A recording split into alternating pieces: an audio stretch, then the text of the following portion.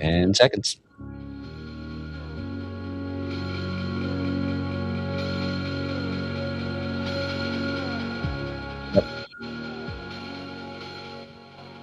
It's Choose Rich Live, your favorite show on X, YouTube, and the internet as a whole. You're welcome for showing up today. This show is about crypto. It's about finance. It's about technology. It's about AI. I mean, these are umbrella subjects that we discuss Monday, Wednesday, and Friday at noon Eastern on time every single show. It may be 3:12 right now, but in my mind, it's noon. And if anybody says anything about it, including you, Ray, it's because of my chemotherapy that I was dealing with. This weekend, actually, I was completely knocked out. I slept for 12 plus hours every single day. Getting a lot of sleep, I'll say that much. We have a lot to cover on today's show. Actually, there's not that much because it is August and people tend to go on vacation. And there's less activity in the market, but we have, massive news coming out of the trenches today with Ansem launching a Launchpad to support Ansem token holders. Ansem token holders benefit in a couple of ways. The two primary ways is they get airdrops of other people's tokens. And the way that I believe it's determined who Ansem... Is Ansem going to tweet the people that burn the tokens? How does that work exactly? So I think if you burn 25 or 50K worth of token, you get like access to Ansem's quote unquote team. 100,000 burned gets you the diamond level tier. Diamond launches get a manual review claimed to be by Ansem's team. Sorry, $100,000? 100,000 tokens, which would be roughly $30,000 at the current price. Gets you what? It gets you, quote unquote, a manual review from Ansem's team of your token launch. So if you have a good token idea and you think that you can make more than $30,000 of it if it gets in front of Ansem's face, then you go to the Launchpad, you buy $30,000 worth of Ansem, you burn it, and then you get a direct line to the Messiah and Savior himself. Our Lord and Savior, Ansem, thank you. We should have said a prayer. My apologies. Thank you, O Lord Ansem, for bringing us back from the depths of the trenches where Ansem was down 50% from the peaks. We're nearly back at the prior levels.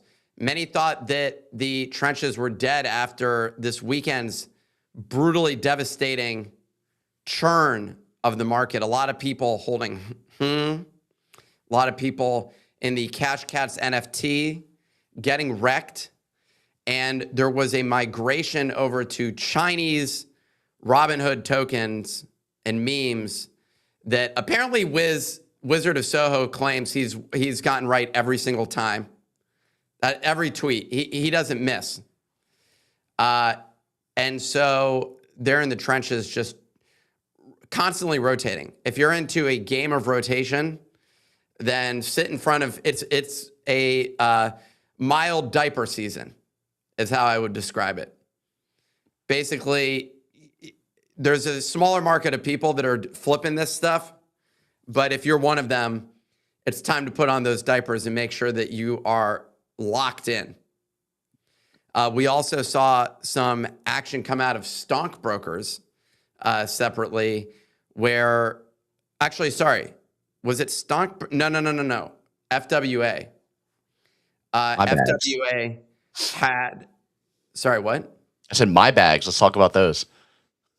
Fake World Assets had an announcement about a drop that's going to happen, I guess, this week with them having a new NFT Launchpad, essentially, where the holders who buy ahead of the launch, they stake money in order to help mint the NFTs.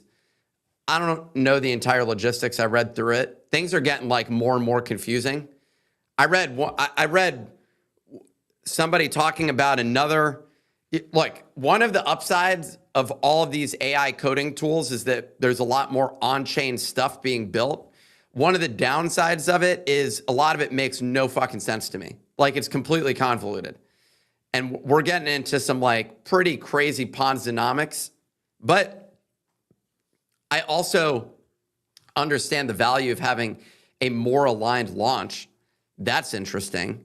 And the fact that people have the ability to go build these things more efficiently is very positive. The downside is you can't build it with Claude anymore because it's complete trash. But yeah.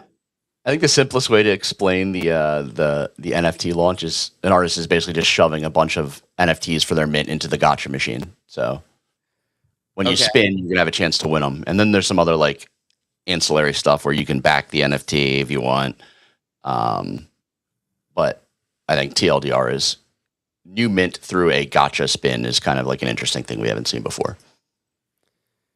New mint through a gotcha spin. Yep. I mean, groundbreaking technology. You're at the claw machine on the boardwalk, and all of a sudden there's 1,000 new valuable trinkets inside that claw machine that you can take out and potentially flip for a profit. I mean, I could not be more excited. Anything else on the meme coin side you've been paying attention to? No. I mean, I saw a lot of people down bad over the weekend, people getting wrecked that were previously up significantly, talking about their health going downhill. They've been sitting in front of it. Like, people are so desperate to make money off of the rotation trade, and I hate the meme coin rotation trade. If you're trying to rotate across different platforms, you're going to get wrecked.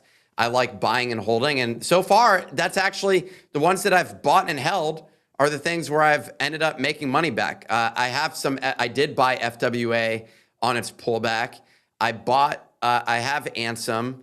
I still have some Cash Cat token.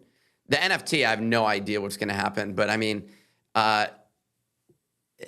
yeah. And I will say that this chart on Cash Cat doesn't look very good.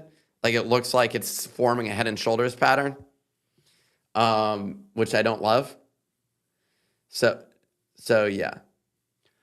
I'm holding Cash Cat too, not a ton, but I feel like this one just is like has so much upside compared to other Robinhood tokens. They've already listed it on Robinhood. Like, Robinhood wants their chain to be successful. It feels like very simple to back this one. Yeah, it's interesting. The biggest challenge that we have right now is how much money is circulating through this system at the moment. And I just feel like there's not enough of it. And who the hell is going to rush into this? Like, there's nothing attractive about this space right now. Like, from an outsider's perspective. There's very few people that are making a ton of money. And a lot of the action is happening in stocks. And so if you can trade in stocks, that's something way more tangible. Our Micron buy is up 25%. The trade, I bought also SanDisk, up even more on that, 35%. I'm up on all these different stocks, and I'm just saying, why would I not just be doing this? Like, why would I not be just allocating my money into companies that make sense versus chasing these meme coins where I think actually my hit rate is far less? And I feel comfortable if it starts going down. I don't give a shit if I'm down on Progressive Insurance. If I'm down 3% on that and it's paying 6% dividends, who gives a shit? Like, it doesn't matter. I've just invested money and I'm going to make money. I took an equities future play on a robotics company that's IPOing this week. Kix was sharing this one on the timeline. First publicly traded robotics company in China. Unitree. Have you heard of this one? It's the first publicly traded in China? Well, it's like one of the first ways you're going to be able to get exposure to robotics on a public market. And it's IPOing in China this week. The IPO was at $22. I don't understand the first half of that phrase. The first way to get access to robotics? What are we talking about? being able to publicly invest in a robotics I company. understand your words. I just don't conceptually understand. You're telling me there's no other robotics companies? Not that are like at this level and are focused solely on robotics. Like obviously Tesla's like has Optimus like in the pipeline, but that's not their sole focus. We're that early on robotics? We're that early on robotics. Okay. Very interesting. So I took a flyer here. This is just one I wanted to highlight in case we see some action. I think it's IPOing on Wednesday, and it was a $22 offering. So trading almost 5x IPO offering. It was 8,000x oversubscribed for the Chinese. I believe it's a Star Exchange. Okay. Well, I hope that you do well with that trade, Ray. Just something I wanted to highlight while we're talking about equities. Dude, there's the depths. This is deep in the stock trenches, I would say. Mm-hmm. All right. Well, appreciate you bringing it up. Let's dive into the rapid fire segment of the show. I want to adjust this. There we go. Is that better? Maybe if I speak this way.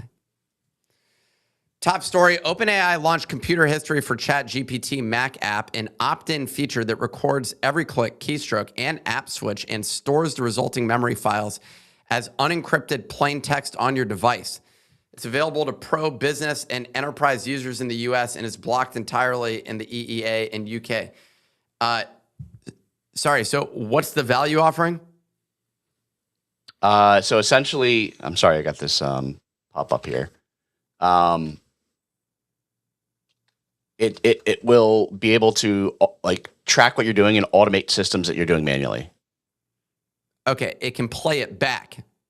Right, and then learn from it and say like, okay, here's something you did. We can automate it by doing this. Like it'll suggest a skill or something like that. First of all, it's weird. Second of all, I don't know. I feel like when we tell this story, the way that this is written, there doesn't appear to be much upside to tracking this information. Stores it as unencrypted plain text on your device, so that's like a pitch. Like what somehow I think that's a danger. That's like a danger of it. Like it's like, oh shit, like cool tech, but like also dangerous. Is it cool tech? I mean, it's not new technology that it can record it. I guess the main thing is that what it's really about is automating tasks on your computer. Yeah, I think it makes a simple way of going from someone who's not like deeply entrenched in AI and development, going from, hey, how can I go to automate some of the stuff I'm doing? Let me go to ChatGPT and turn the switch on and go about my workday. And at the end of the day, it says, hey, here's some things where you can optimize or we can automate, if that makes sense. That does. Maybe we can write that down in the news summary next time, Ray. Because the way that it's worded right now just sounds like they've issued spyware for your computer and you should opt in to accept it with zero reason whatsoever. All right, next story.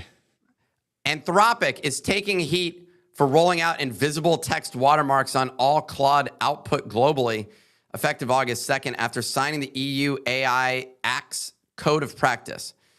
The watermarks work by secretly altering the probability of which words Claude picks. Oh my God. Sorry, we have to redo this entire fucking thing. And this is just written and grammatically incorrect. The watermark works by secretly altering the... Okay, that actually was correct English. You struggle with the words sometimes here, buddy. Let's try this. Retake.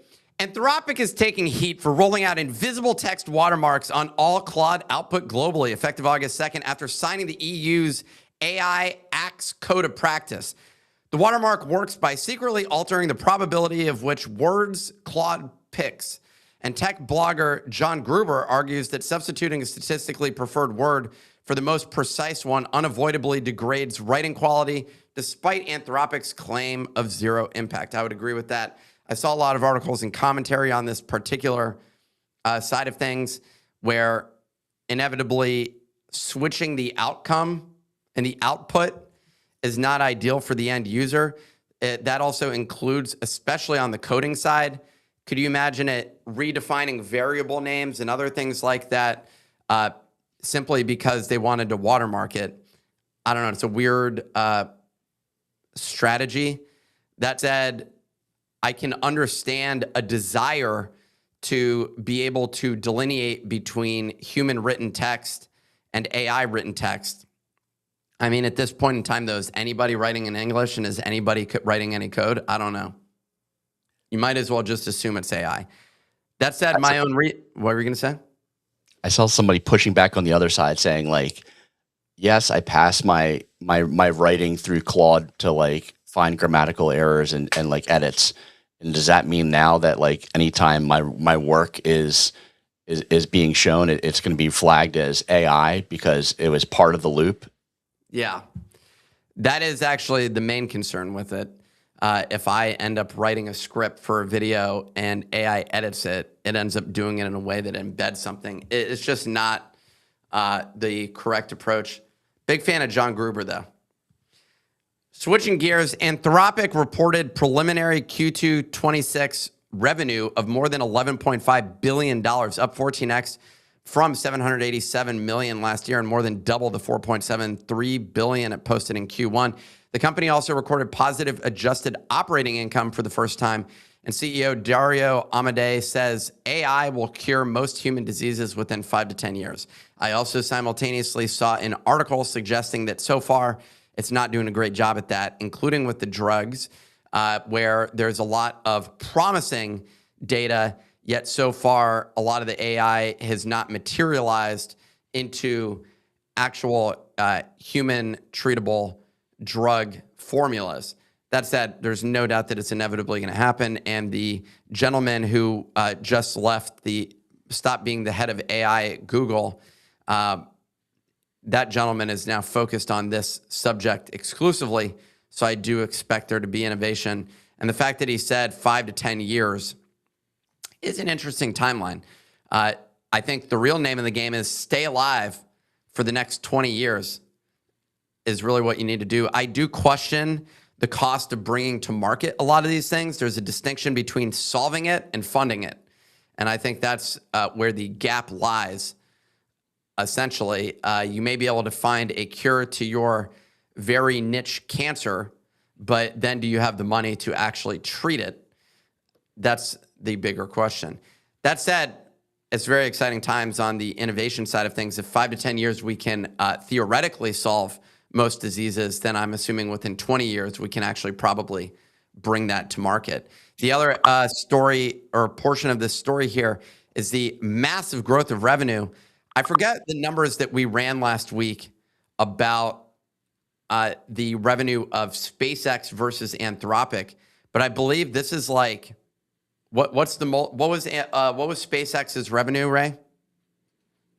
Bringing it up now. 7.8 bill for the quarter. Q2, so below Anthropic's. Yeah, so Anthropic is almost 2x. That said, I will say SpaceX and XAI is now it's just called SpaceX AI. I don't know, but the way that they're making major moves. I paid for Grokbot last night finally, but I still got to set it all up. But it is very interesting observing their approach to things. And I think it's kind of in contrast to what we just discussed with Codex, who has the managing your machine. Grokbot is setting up virtual machines dynamically for every single bot that you have, which is pretty cool. And I think that that's an innovative approach. And essentially, they become a hosting provider. You wouldn't go through hosting companies to do this. We're seeing that with Claude and Anthropic as well, with remote development tools where you can build in the cloud. The only problem with Anthropic is their models are just going downhill very fast to a degree where it's intolerable. Like, I literally cannot code with it. It's very verbose. It says way too much shit, and I need it to just shut up half the time because I don't have the time to even understand what it's saying. But outside of that, I lose my patience. But outside of that, very exciting times for Anthropic. If they can figure out how to fix the models so so they're not excessively verbose and they can speak in a way that's concise, I think they got a good shot at continuing to be, frankly, the leader in this space. Although Elon is coming in quick. All right, let's dive into the next story. In other news, a 404 media investigation tracked a rare book shipment from the A 404 media investigation tracked a rare book shipment from the Biblio marketplace directly to Amazon's VGT3 warehouse in Las Vegas, confirming that Amazon is buying large quantities of books, cutting their spines off to scan them faster, and destroying the originals for AI training data. Employees at the facility say receiving and scanning printed books is essentially all the warehouse does. This is pretty incredible because reports came out that Google was doing something similar. And so at this point in time, all these companies are just ingesting all of the books and effectively burning them. I don't know if Amazon is actively burning them, but this is what all the training is coming from. And all the people who wrote those books are not getting credit for it. And I often see, I had a conversation with my AI the other day talking about different frameworks when it comes to content hooks, for example. It was building out an analysis system. And as we were going down that process, I said, well, where did you come up with this categorization? Is this standardized? How are we standardizing it? Why are we standardizing it that way?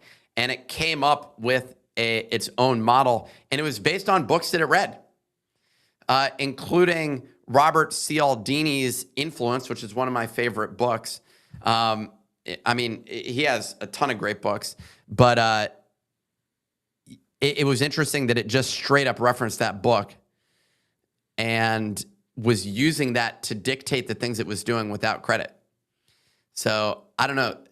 It's great that AI is able to distill and aggregate information for us as users. It's also kind of weird that it's essentially stealing all of that information because it used to not be the way that was operated. And they don't have license to do that. But they assume that they'll just pay the fine. So the fact that Amazon's involved with this, Google's involved with that, and there's no doubt that Anthropic has been doing this as well, would be my assumption. Do you have any thoughts on this, Ray? No, I think it's kind of unfortunate that old books are getting burned, but it makes sense. Anything published before 2022 in physical form can't have AI data in it, so you're not going to risk the AI leak and AI collapse issues that you have with training. I would agree with that. Yeah, it reminds me. I mean, this is pretty dark, but it reminds me of all the of like Holocaust stories.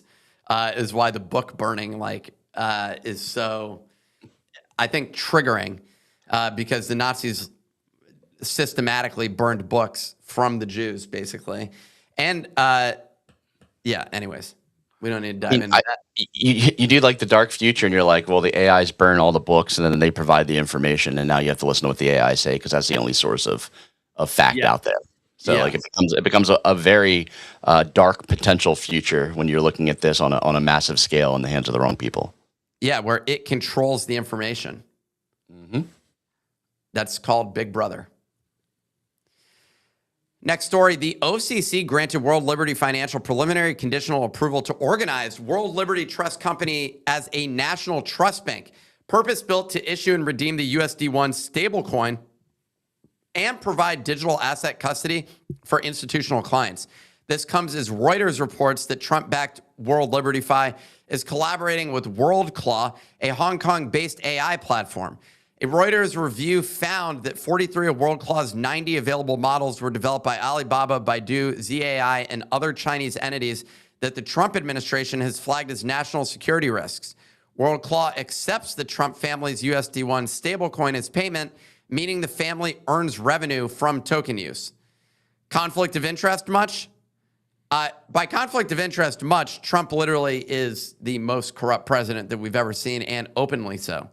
I think that would be the difference between past presidents where they tried to hide it Trump is just doing this out in the open, and his family is okay with this.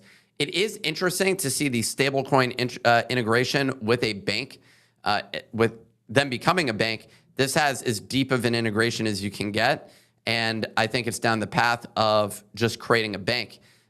All these things are sort of I don't know what the term is when they're all merging together, essentially. But finance, traditional finance, and crypto finance is all merging into one system. You're going to be able to deposit your crypto to the banks, like I can deposit to Schwab, and theoretically might do that. Like, I don't know why. I feel like having it at the bank is almost more secure than me holding onto the assets myself. As we discussed the other day, I did a tweet talking about how Trezor had this information leaked. It just becomes too easy of an attack vector when you're managing and like all the keys yourself. It's not worth it. And if the banks already have security precautions in place, I think that I'd rather just depend on them for security, if I'm being completely honest. So anyways, this is more corruption from the Trump family. I mean, they just do corruption at such scale. Like it would be like Nixon had one scandal, the Watergate scandal, and that was the entire thing, and it brought down his presidency. The Trump family has like 3 new scandals every week.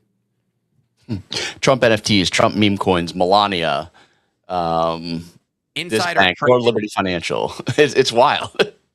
I think the insider trading is like a new thing every week, where he talks about where he's pumping the price of oil, dumping the price of oil, trading on all that information. Is crazy. Let's dive into the next story. Over in space stocks. Is that really how the transition we want to go with? SpaceX shares are up roughly 3% today at around $141. They're now actually at $146, up 4.3%.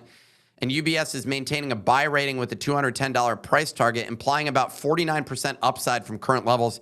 Kalshi odds of a SpaceX and Tesla merger in the next year have surged to over 50% on Kalshi.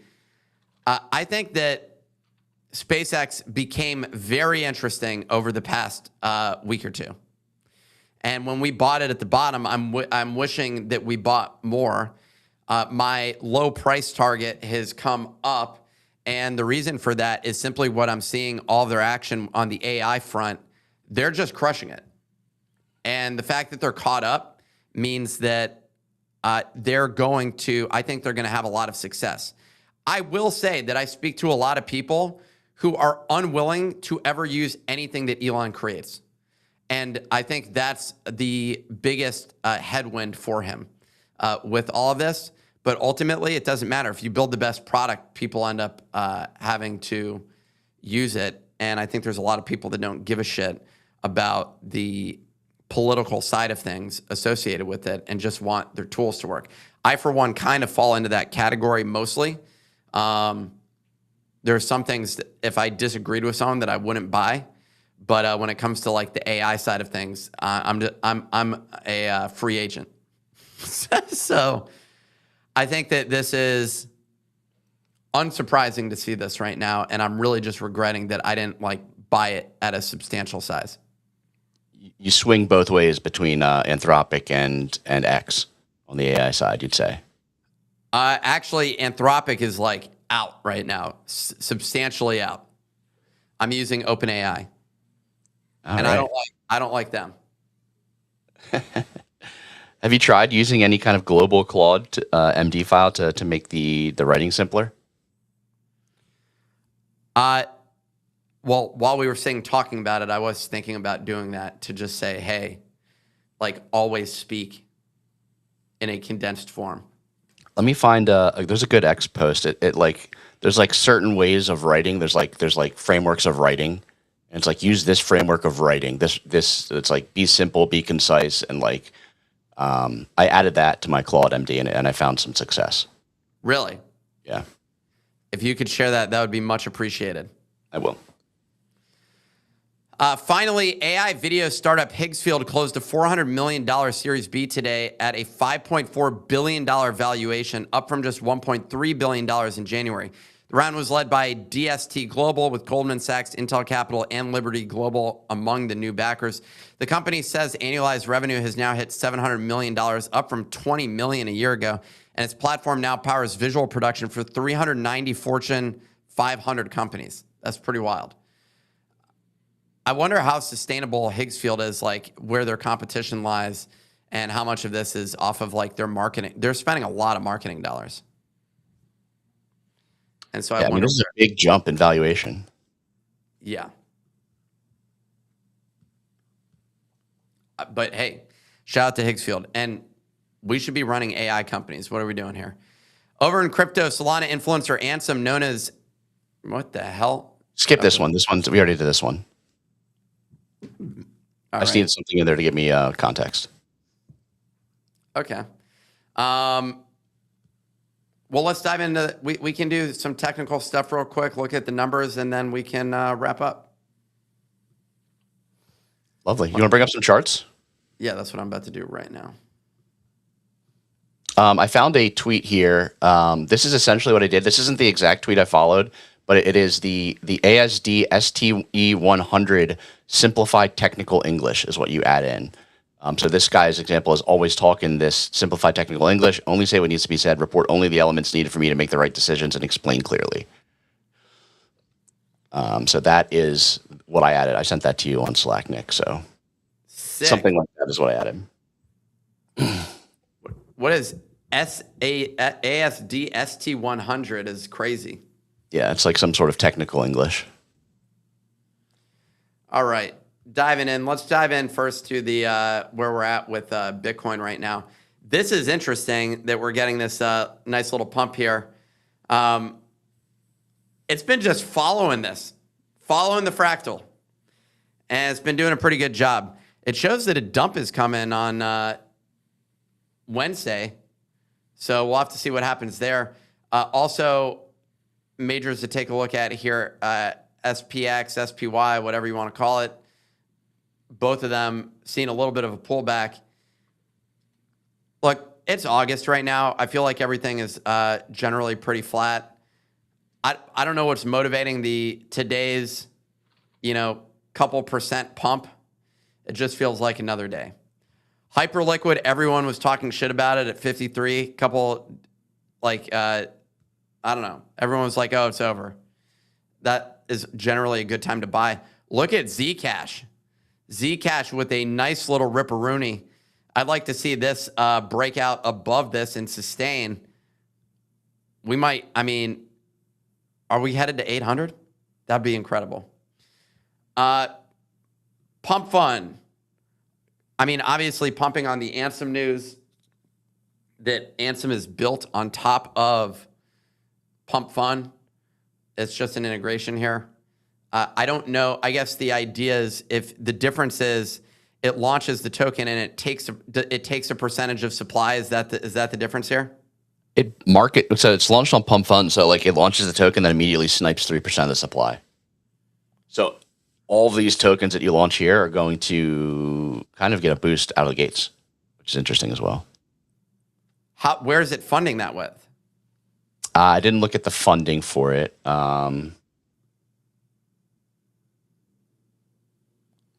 Bought at launch price in the creation transaction. So maybe you have to pay that extra fee when you're launching a token potentially. It could be included in like the dev launch fee. I'll have to check it out. Dude, I haven't launched any rugs on it yet. Are we being serious right now? Look at how this played out. Look at how MicroStrategy just continues to trade the range. And our puts are looking good. So it just continues to trade the range. Pretty insane. When did we sell the puts for? Was it this Friday or we did a month out? We looked at a number. I didn't place any of them. I was really interested, and then I never ended up placing them. We were looking at this Friday, a month out, and then also in October. Okay.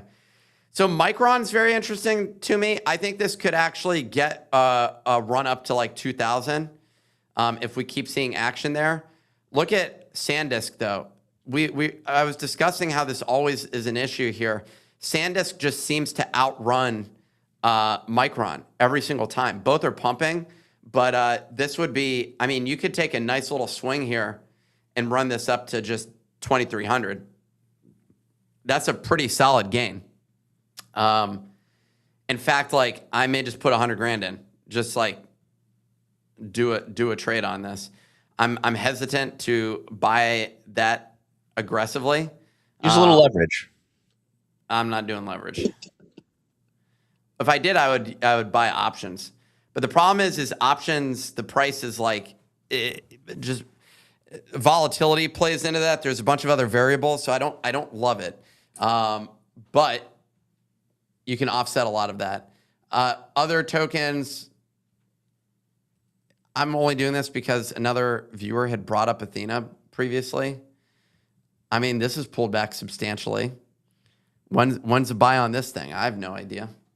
I don't have anything to do with Athena, don't own any, and I don't know that I'll ever buy any of it, but someone had mentioned it before, so I thought I'd make a reference.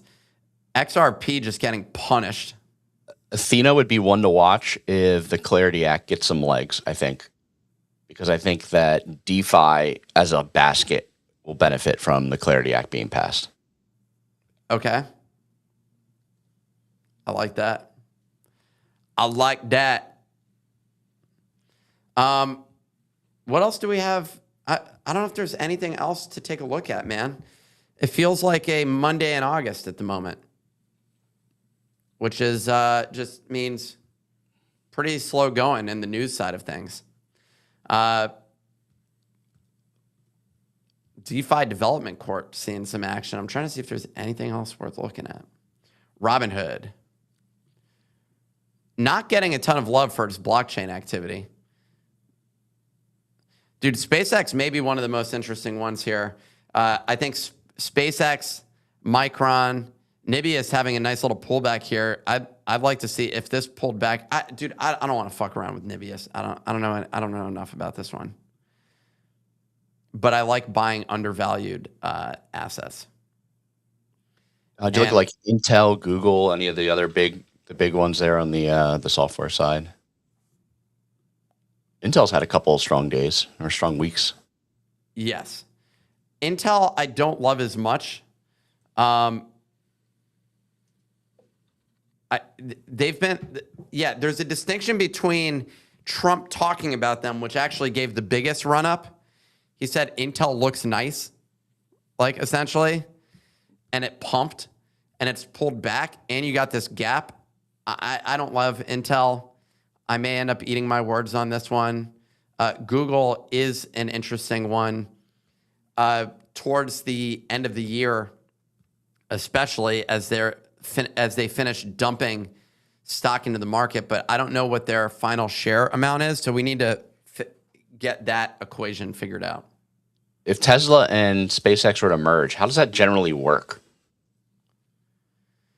Since both are publicly traded, like is one or the other a better like lever of exposure to a merged company? If you think that's going to happen, sorry. No, I do not think that.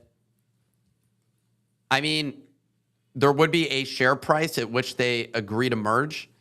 I don't know what the upside of turning this into one mega company, other than for Elon's sake, but it is an interesting place to be at that point in time. I don't know. I think it would just be the combined total market cap, but there would be a share price at which they agree to merge.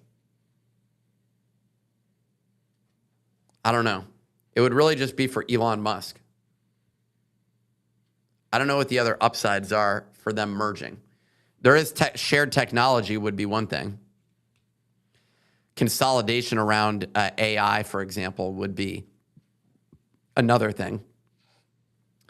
They wouldn't have to like do complicated accounting licensing from each other, these sorts of things. The manufacturing element is very interesting. The battery stuff, very interesting, because the power fuels the AI. I mean, it's pretty wild, honestly. That's the thing that's crazy here is the depth of infrastructure that Elon now has with SpaceX in contrast to someone like Anthropic. Anthropic is licensing or leasing from SpaceX. So like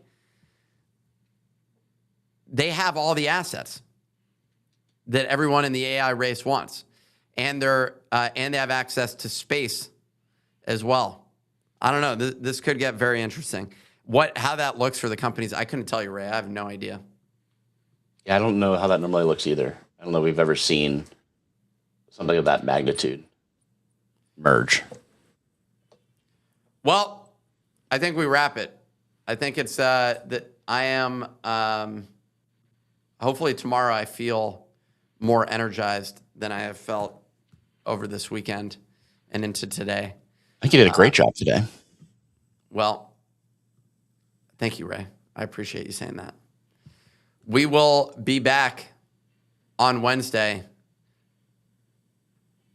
Thanks for joining. And we are going to have a ton of guests. Trust me. It's eventually coming. Peace.